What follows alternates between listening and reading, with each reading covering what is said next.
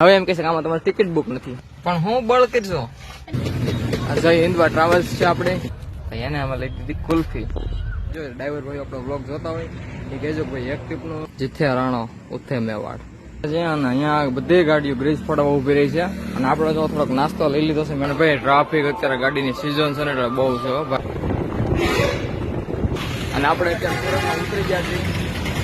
તો તું મારો હાળો છે ને?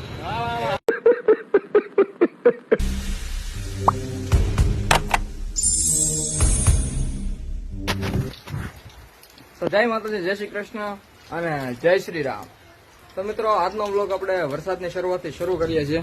જો તમે આજનું વાતાવરણ કાંઈ ઘટે નહીં એવું, અને અચાનક આપણે જવાનું છે બહાર. તો તમે વ્લોગમાં બન્યા રહેજો, ક્યાં જવાનું છે તમને બતાવીશ. જો આપણો નવો લુક, નવો મતલબ આપણે જે રોજનો હોય એ જ લુક છે, આપણે તૈયાર થઈ ગયા છીએ અને આપણે જવાનું છે બહાર. તો વ્લોગમાં બન્યા રહેજો. તો આપણે પલ્લી જશે